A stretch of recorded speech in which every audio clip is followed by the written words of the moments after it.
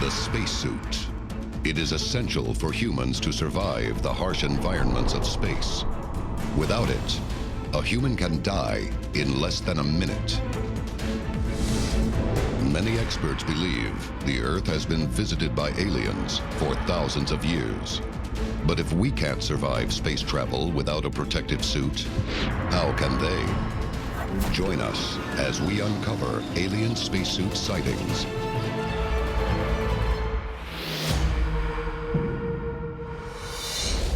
A global effort has begun. Secret files hidden from the public for decades, detailing every UFO account, are now available to the public. We are about to uncover the truth behind these classified documents. Find out what the government doesn't want you to know. Unsealed. Alien Files. Exposing the biggest secret on planet Earth.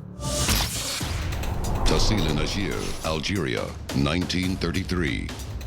A French soldier, walking through a mountainous region of the Sahara, stumbles upon one of the 20th century's most prized archaeological finds. Sandstone cave walls, covered with over 15,000 engravings and paintings dating back 10,000 years. In the 1950s, prehistoric art specialist Henri Lucht claims many of the 800 scenes depict something very unusual. There's a cave in Algeria called Tassili Niger where there are these cave paintings that really depict what appear to be something you would describe as a spaceman. You've got discernible human beings on one side, so then you have to ask yourself, what is this other being that's in the picture being depicted? What are these other beings? Could they be an alien civilization?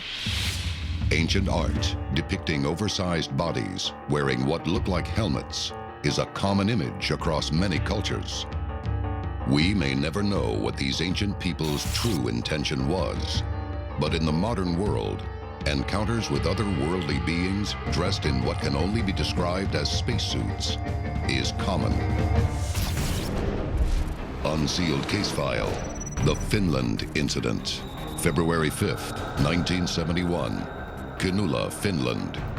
Two men, P. Aliranta and E.J. Sneck, are working in a forest when Aliranta witnesses a 15-foot wide UFO descend into a clearing. And as it appeared to have landed on Earth, some type of a being then glided out of the center of the UFO, appearing to have been wearing some kind of a spacesuit, according to the eyewitnesses. According to Aliranta, the little green man approaches him until there is only 10 yards between them. But suddenly, the being turns and floats back toward the saucer. Aliranta tries to catch it.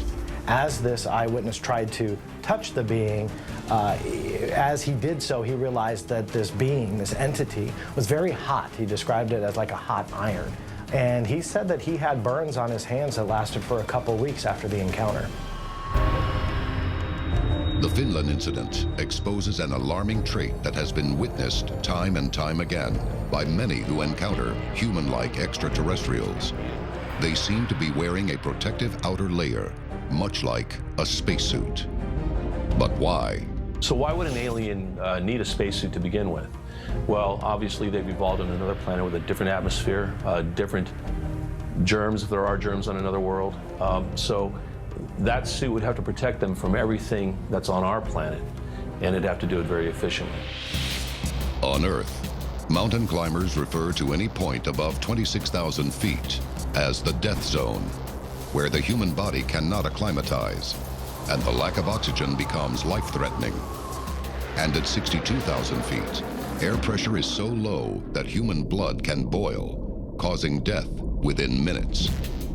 Could beings from other planets also need an artificial atmosphere to help them travel beyond their normal habitat? Or can some beings survive almost anywhere?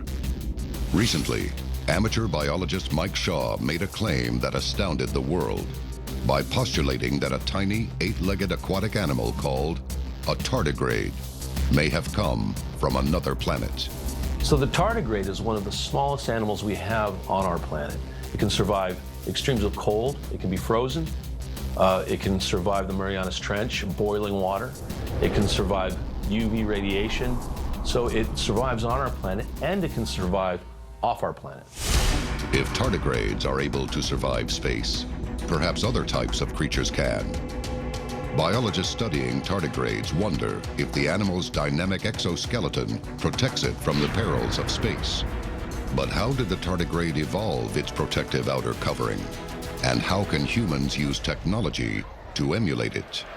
Once the space race was on, NASA had to figure out how to protect the human body from the perils of space. There are extreme dangers there that you don't think about when we go outside on a California beach. Out in space, you have to protect your eyes, you have to protect your body, you have to protect your skin. You have to have some type of a shield. NASA knew the risks that they were going to subject their human astronauts to once they put them into space, but it was the spacesuit that they designed that was going to do their best to protect them. In 2010, NASA announced plans to develop a personal flying suit and vehicle called a Puffin. But to achieve the advanced technological level of a spacesuit, similar to those reported in many alien sightings, we have a long way to go. Sightings have been reported where a being appears to be wearing a spacesuit. But what about the ones who don't? Coming up, many experts believe aliens are wearing spacesuits, but some close encounters point to a very different conclusion. This is Unsealed, Alien Files.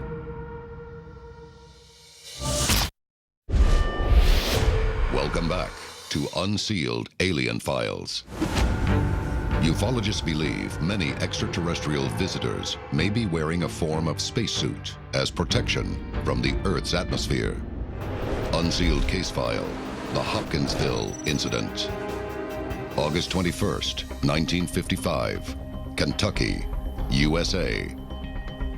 Billy Ray Taylor is visiting the Sutton family's farmhouse in rural Kentucky when he witnesses strange lights in the sky, and what looks to be a flying saucer lands in the nearby forest. The Hopkinsville UFO sightings from Kentucky are a fascinating and actually rather disturbing series of encounters. This is sometimes referred to as a siege. Emerging from the edge of the trees is a strange-looking humanoid creature, short in stature, with large, pointy ears. They looked almost like hobgoblins, or almost little devil creatures. Large, pointed ears, pointy faces, like something out of our ancient folklore and legends. When another creature appears around the corner of the house, Lucky turns and fires. But the shots had no effect, and this poses the interesting question: were these extraterrestrials wearing spacesuits, and was one of the functions of these spacesuits to actually give them protection against weapons? 11 family members, including children, are terrorized half the night by the creature. Later, the Hopkinsville incident is the subject of a Project Blue Book investigation. But at the time, the sighting is considered so outrageous, they write it off as a hoax. The Sutton family eventually moves, and the incident will haunt them for the rest of their lives. Could the Hopkinsville aliens have been wearing a spacesuit that covered the shape of their actual bodies? Some encounters describe aliens wearing a more organic type of spacesuit that is virtually indistinguishable from the alien's body. Unsealed case file, September 15th, 1977. Paciencia, Brazil. Antonio Larrubia investigates a huge UFO that landed in a field near his home. And the beings that he encounters are unlike any that have been described before.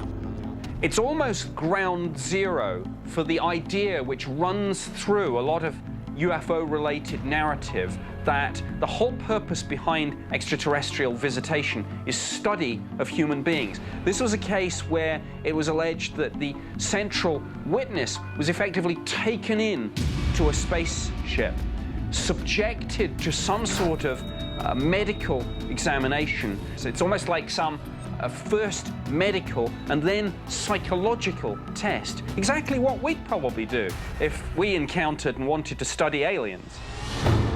La Rubia survives the incident. They behaved like robots, even down to the fact that at one point they started spinning around. They had strange antennae, which, again, one can speculate were being used to transmit data back to the intelligences behind all this. Antonio claims he is subjected to a horrific physical examination, but the strange robots are actually sentient beings. Were they wearing a highly advanced spacesuit?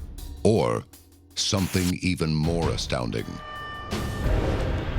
Unsealed case file, July 4th, 1947, Roswell, New Mexico. Multiple eyewitnesses report a UFO crashing in the desert outside Roswell, New Mexico. According to some sources inside the military, parts of the wreckage along with alien bodies are secretly transported to Wright-Patterson Air Force Base in Ohio. But en route, the shipment makes a stop at Fort Riley, Kansas, and Lieutenant Colonel Philip Corso gets the chance of a lifetime. He knew the guard that was taking care of that warehouse and found his way into the warehouse. What he sees forever alters his view of the world. He went to a corner of the warehouse where there were several boxes stacked up, crates. And this is what he describes. The creatures were enclosed within a one-piece protective covering, like a jumpsuit or outer skin. The creature's spacesuit or outer skin appeared to be stretched around it as if it was literally spun around the creature, providing a perfect skin-tight protective fit. Corso claims the creature has only a slit for a mouth, more like a crease than something functional. What Corso describes is commonly known today as an alien gray. His job, his mission at that time, was then to find a way to integrate the technology in that box into the mainstream of our technology. And he discovers something else, a routing manifest from Wright Field to the morgue at Walter Reed Army Hospital. Coming up, we uncover the secret findings of the world's first alien autopsy and reveal that some aliens may be wearing much more than a spacesuit. This is Unsealed, Alien Files. Welcome back to Unsealed, Alien Files. Experts have long suspected that some aliens are visiting Earth wearing protective spacesuits. But recent eyewitness testimony reveals something more incredible. Unsealed case file. Washington, D.C. The Walter Reed Army Medical Center. Pathologists begin an autopsy on an alien body allegedly retrieved from the Roswell crash of July 4th, 1947. The procedure reveals a series of mind-bending revelations about alien physiology and creates more questions than answers about how they may employ spacesuit technology. The pathologists believe the extraterrestrial biological entity, or EBE, was biologically engineered for long-term spaceflight. Many believe this proves that aliens have been scientifically enhanced to travel across time and space. The crashed spaceship and all the material from it, including the entities, were studied, and scientists tried to effectively say, well, can we acquire this technology for ourselves? The question is, are they biological aliens or just sophisticated spacesuits? We are not necessarily dealing with one species of extraterrestrials at one stage in their technological evolution. We may be visited by a number of different intelligences, and it stands to reason that they would have different designs for their own spacesuits. Scientists speculate that EBE's entire physiological system may have been designed. And as you watch the medical examiners cut into these bodies, you realize they are very human-like.